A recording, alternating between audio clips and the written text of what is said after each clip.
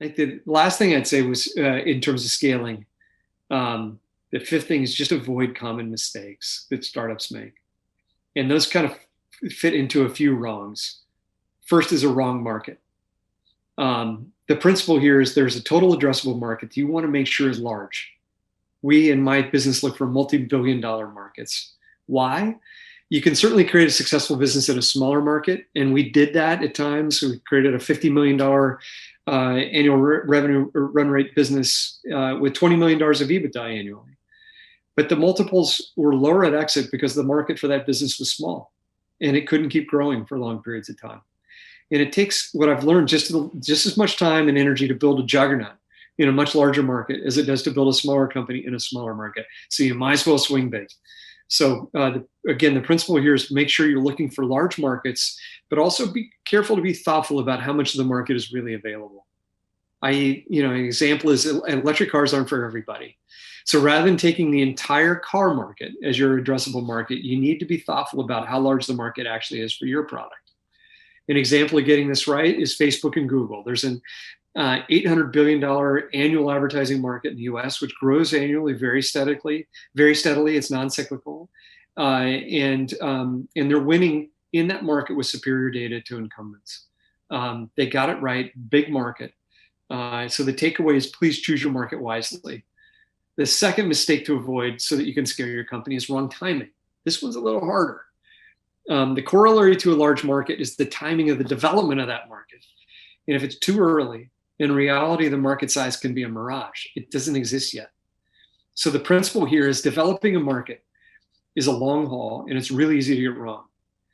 And return on your time is better invested in established markets generally, or semi-established markets than non-established markets. Largely because in non-established markets, you're going to have to evangelize that market into existence while you're building a company. So you got a double challenge. It's not impossible, but it's hard, and it takes a lot longer. An example of getting this wrong was actually in something that's quite popular right now, and that's grocery delivery. Webvan had this vision in 1996 and started a company. They had a vision for grocery delivery, but what they ran into was a market timing issue. Consumers hadn't digitized their commerce lives yet in 1996. The internet was just emerging. And although the founders of Webvan saw this potential, consumers hadn't even figured out how to buy a book online yet, much less a DVD, much less their produce or their refrigerated items. So consumers in 1996 weren't ready to give up their weekly trips to the supermarket. In fact, they wouldn't be ready for almost 2 decades. Webvan was 20 years too early. And getting that wrong can cost you the ability to really scale a company. There's also a myth of the first mover, which often encourages people to move too fast. Zoom came years after Cisco had WebEx. Salesforce came years after Siebel had CRM. DoorDash was second in the market. Uber was second in the market. And in grocery delivery in particular, Instacart was founded in 2012, 16 years after Webvan. They acquired a rival. They started partnering with incumbents like Walmart, and they developed an operating model that was ready to scale and was ready to scale with the acceleration of the pandemic that just hit. The takeaway here is not only to look for large markets, but to be super careful about the timing around the size of your market. The third mistake you can make is getting the economics wrong. And the principle here is financial physics wins in the end. Your stock over time is the discounted value of future cash flows. Initially, that stock can be valued on hype, but reality will eventually set in. And you also want to avoid businesses that will eventually become public utilities or cyclical businesses, like energy is an example. Not that there are exceptions, there are, but over long periods of time, regulators eventually come for your profits. An example of that is rideshare. It's hard to find any transport business in the world with attractive EBITDA margins over time. And the reason is because transport typically becomes a regulated semi-utility. An example of getting it right, again, are Facebook and Google. In reality, they have close to 80% EBITDA margins. They spend those margins down on ancillary people and product R&D, but they have extremely healthy core business margins to build a business with. And so that makes scaling your business possible if you actually have the cash flow to do it over time. So the takeaway here is pay close attention to how you'll address both the go-to-market. Some people talk about CAC, the cost to acquire a customer, versus the LTV, the long-term value of that customer. And also unit economics. What's the contribution margin of your product? And do that, make sure you do that without playing accounting games.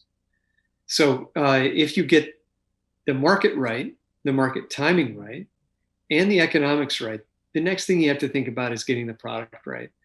And we talked about this earlier, this unending pursuit of the perfect product. If you miss product market fit, you can keep iterating, but don't stop. Don't stop like Pandora did and letting Spotify take over. Don't stop like GM did. They had the first electric car, but it was essentially a glorified golf cart, very low speed and range. And Tesla came in and completely changed the market and now dominates that market. Cisco had WebEx. Skype had the web telephone, but they didn't evolve the video product quickly enough. Netflix did it right. They took a DVD distribution business, committed themselves to perfect product, and ended up in a streaming business because that's what the customer was demanding over time. So the takeaway here is be devoted to continuous pursuit of product perfection. The last mistake to avoid is wrong team, and this is maybe the biggest mistake that a lot of startups make. The principle here is startups go through a series of changes, and often the team changes alongside the startup. However, the critical ingredient is a maniacal CEO who obsesses about product and growth.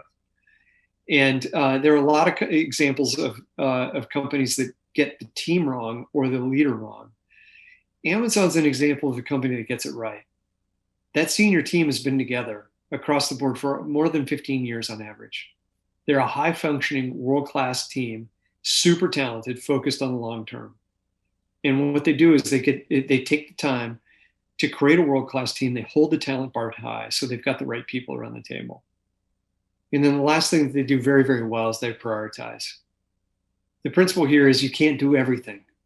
So there is the 80-20 or even the 90-10. What is the 10% of things you could do that is going to deliver 90% of the result?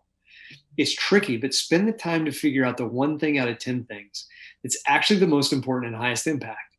This is absolutely critical because almost every day and certainly every week to getting your startup off the ground, you've got to prioritize.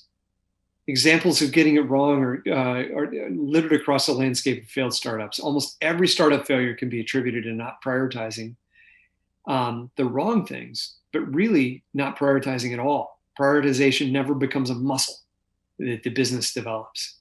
An example of getting it right is being super disciplined and at times ruthless in cutting back on the things that the teams are trying to solve and focusing them on what really matters. The takeaway to this one skill, in addition to all the environmental factors we talked about, prioritization is the difference maker in most startups.